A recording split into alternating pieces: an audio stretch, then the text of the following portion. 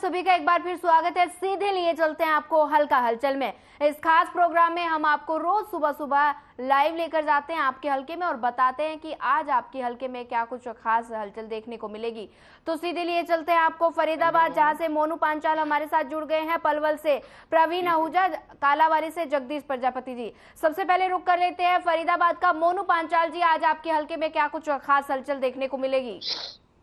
सोनिया, मैं आपको बता दूं, फरीदाबाद में सबसे ज्यादा बड़ी हलचल जो है वो हरियाणा की कैबिनेट मंत्री मूलचंद शर्मा को लेकर के। जिस तरीके से जनता का यही कहना है कि जिस तरीके से जो हरियाणा के जो कैबिनेट मंत्री मूलचंद शर्मा है, उनकी आईडी को, फेसबुक आईडी को हैक कर लिया जाता है और उस पर जो है अश्लील फोटो लगा दी जाती है। तो इसको लेकर के काफी चर्चाएं हैं। उनका सिर्फ यही कहना है कि जब मंत्री की आईडी हैक हो सकती है तो आम जनता कहां जाएगी। इसको लेकर के सबसे बड़ा चर्चा का विषय फरीदाबाद में बना हुआ है और इसको लेकर के हरियाणा मंत्री मूलचंद शर्मा की तरफ से एक कंप्लेंट भी दे दी गई है, साइबर सेल में दे दी गई है, जो क्षेत्र अंतर्गत जो क्षेत्र थाना आता है उसमें भी कंप्लेंट दे दी गई है। तो इसको लेकर के आम जनता में ये जरूर बात बनी हुई है कि अगर जिस तरीके से मंत्री सेफ नहीं रह सकते तो आम जनता कैसे सेफ रहेगी। ये सबसे बड़ा सवाल सरकार पे यहाँ पर उठता हुआ नजर आ रहा है। और सर्व जो है मंत्री की तरफ से कंप्लेंट दे दी गई है और कंप्लेंट मंत्री की तरफ से बयान भी दिया गया है कि जिस तरीके से देखा जा रहा है कि उनकी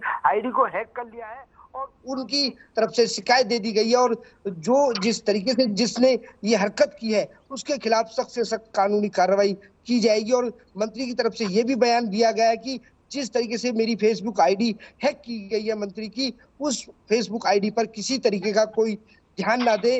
वो कोई अगर अलग तरीके से कोई और वीडियो डाला जाए तो उस पर ध्यान ना दिया जाए और उनकी आईडी को, फेसबुक आईडी को हैक कर लिया गया है। ये सबसे बड़ी चर्चा यहाँ पर चल रही है। वहीं दूसरी खबर की बात की जाए, फरीदाबाद में जिस तरीके से कुछ बुजुर्ग लोगों की मौत हो चुकी है और उसके बावजूद भी लोग उनकी पेंशन ले रहे हैं। तो कहीं ना कहीं बैंक से मिली हुई जो बैंक के कर्मचारी है उनसे मिली भगत करके जो है जो बुजुर्ग एक्सपायर हो चुके हैं उनकी पेंशन आज भी वो लोग ले रहे हैं। तो कहीं ना कहीं सीएम फ्लैंक को जिस तरीके से इसकी सूचना मिली तो फरीदाबाद के जो है मोहना गांव में बैंक है उस पर जो है छापा मारा और छापा मारने के बाद जो है वहां पर जो दस्तावेज खंगाले तो उसमें देखा गया कि वाकई में ही जिस तरीके से बुजुर्गों की मौत हो गई है उसके बावजूद भी उनके परिजन जो है पेंशन लगातार लेते हुए नजर आ रहे। तो कहीं ना कहीं इसमें भी बैंक के कर्मचारियों में खलबली जरूर मच गई है कि किस तरीके से जो बुजुर्ग लोग हैं जिनकी मौत हो चुकी है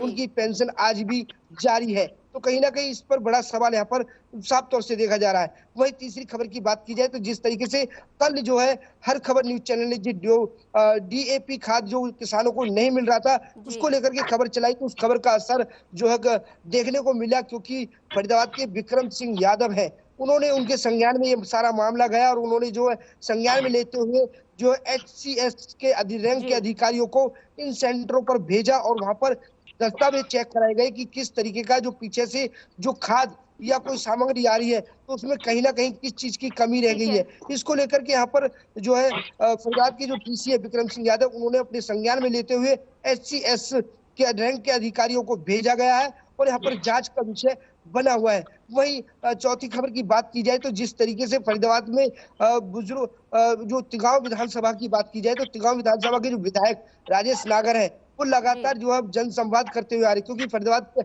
हरियाणा के मुख्यमंत्री ने साफ तौर से कहा कि जिस तरीके से मंत्री जो जनसंवाद करते थे अब विधायक भी जनसंवाद कर सकते हैं। तो फरीदाबाद के जो तिगांव विधानसभा के विधायक राजेश नागर है उन्होंने जाकर के होडल पलवल क्षेत्र में बने रहिए हमारे साथ। रुक कर लेते हैं पलवल का प्रवीण आहूजा जी। त्योहारों का सीजन शुरू हो चुका है, सीएम फ्लाइंग किस तरह से एक्टिव मोड में नजर आ रही है?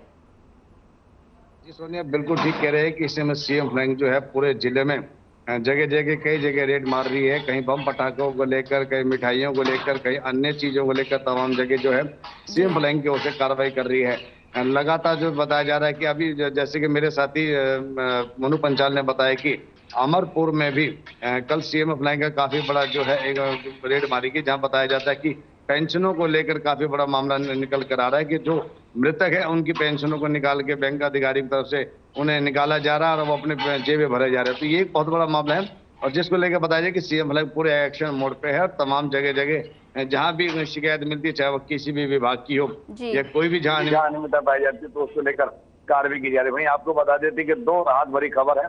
सबसे बड़ी पहली खबर है तो लोगों को राहत ये मिल रही है कि से घोषणा की गई है कि आगामी 3 महीने में जितनी भी हरियाणा में जितनी अवैध कॉलोनी है, उन सभी अवैध कॉलोनियों को पूरी तरह से नियमित कर दिया जाएगा और जो भी सरकार का बजट तय है और उसी बजट के अनुसार उन तमाम जो अवैध कॉलोनी जो नियमित करने के बाद उनमें विकास कार्य भी उनमें साथ के साथ शुरू करवा दी जाएगा, ताकि लोगों को जो है वहां जो किसी प्रकार की समस्या का सामना न करना पड़े।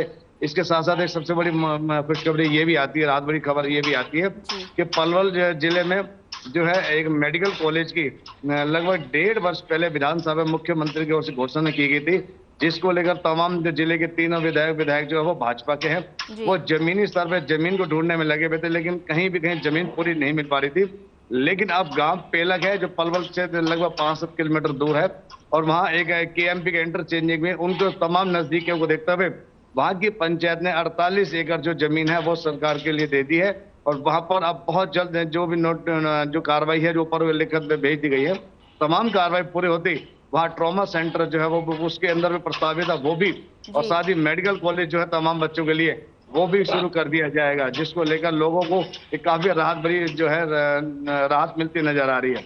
वही बात कर लेते हैं पंचायत के निकाय प्रतिनिधियों की, जो सरकार की ओर से पहले जो है इनमें जो मानदेय दिया जाता था वो पहले जो 10,000 था, वो अब जिला परिषद के जो चेयरमैन उन्हें 20,000 रुपये मासिक मानदेय दिया जाएगा। जो उप प्रधान के पद पर है उन्हें जो 7,500 का दिया था तो उन्हें 15,000 रुपये का मानदेय मासिक दिया जाएगा, जिसको लेकर ये भी काफी राहत भरी खबर है। जी सोनिया। जी प्रवीण आहूजा जी हमारे साथ बने रहिए। रुक कर लेते हैं कालावाली का। जगदीश प्रजापति जी, आज आपके हल्के में क्या कुछ खास तस्वीरें देखने को मिलेंगी? बिल्कुल, जैसे ही खबरें घोटाले को लेकर कालावाली रोडी में काफी धन घोटाला आ रहा है, उसको लेकर प्रशासन जो अलर्ट होता नजर आया। लोग कहते हैं कि देर आए दुरुस्त आए, अच्छा हुआ, लेकिन कल देखने को मिला कि मजदूरों की ओर से आरोप लगाए गए थे कि उनको जो है काम नहीं मिल रहा है, बिना जाने धान भरा जा रहा है। उसको लेकर उपमंडल अधिकारी को पत्र दिया और उसको देखते हुए उपमंडल अधिकारी ने आदेश जारी करते हुए पत्र जारी किया है कि जो धान बिना जाने भरा जा रहा है और मजदूरों को मजदूरी नहीं दी जा रही, उसको लेकर नोट जारी कर दिया है। वही देखने को मिला था 2 दिन पहले देखने को था कि रोडी में मौचर के नाम पर जो मौचर मशीन थी, जो प्राइवेट मशीनें रखी हुई थी, वो 7 मौचर ज्यादा बता रही थी। उसको लेकर उपमंडल अधिकारी कल रोडी पहुंचे, उन्होंने मौका पर निरीक्षण किया और आड़तियों से जो है मौचर मशीन मांगी तो मशीन न मिलने के आड़तियों ने कहीं मशीन नहीं दी, तो उसको लेकर भी जरूर अधिकारी कर्मचारियों को फटकार लगाई और नोटिस जारी करते हुए जांच करने के आदेश जो दे दिए गए हैं। कहीं ना कहीं जो धन घोटाला हो रहा था उसको लेकर प्रशासन अलर्ट होता जरूर नजर आया है। भाई अगर बात कर ले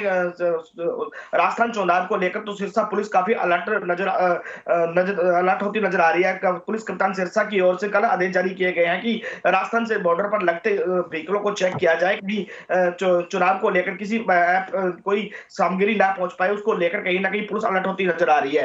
भाई अगर राजनीतिक हलचल की बात करें तो 2024 के चुनाव को लेकर सभी पार्टियां मैदान में उतरती नजर आ रही है। कांग्रेस पार्टी की बात करें तो कांग्रेस पार्टी के विधायक शिशपाल केरवाला कालावाली गांव के दौरा कर रहे हैं और गांव-गांव जाकर लोगों से मुलाकात कर रहे हैं। भाई आम आदमी पार्टी की बात करें तो आम आदमी पार्टी ने भी अपनी अलग अलग टीमें बनाकर जो परिवार जोड़ो अभियान है चलाया हुआ, उसके तहत गांव-गांव जाकर महिला भी खासकर महिलाओं से मिल रही है और पंजाब और दिल्ली में जो विकास कार्य हुए हैं उनको गिनवाने का काम उनकी ओर से किया जा रहा है। भाई नैलो की बात करें तो नैलो के विधायक अभय सिंह चौटाला इलाहाबाद में दौरा करते नजर आए और रानिया में दौरा करते नजर आए। उनकी रथ यात्रा है जो पूरे हरियाणा में जा रही है, उसको लेकर भी कहीं ना कहीं करण चौटाला जो आप कालावाली हल्का का दौरा करेंगे और लोगों से मुलाकात करेंगे और लोगों की जो समस्या है उनको जानने का काम उनकी ओर से किया जाएगा। जी सोनिया। सीधे रुक कर लेते हैं एक बार फिर फरीदाबाद का। मोनू पांचाल जी, हरियाणा सरकार को 9 साल पूरे हो गए हैं और विपक्ष लगातार हमलावर है, इसको लेकर क्या कुछ कहेंगे?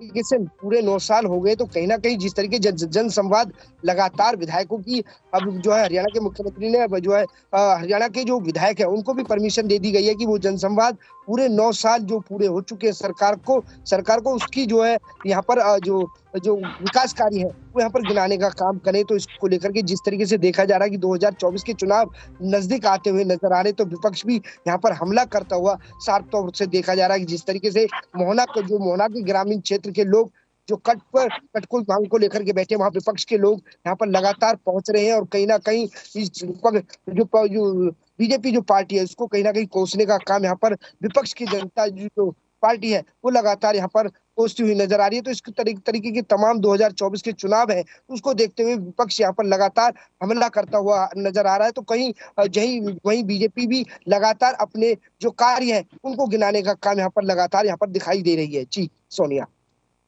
जानकारी साझा करने के लिए धन्यवाद। आप सभी का भी धन्यवाद। इसी तरह हम रोज आपको आपके हलके में लेकर जाते हैं और बताते हैं कि आपके हलके में क्या कुछ खास हलचल होने वाली है। फिलहाल इस बुलेटिन में इतना ही। ज्यादा खबरों के लिए बने रहिए हमारे साथ। नमस्कार।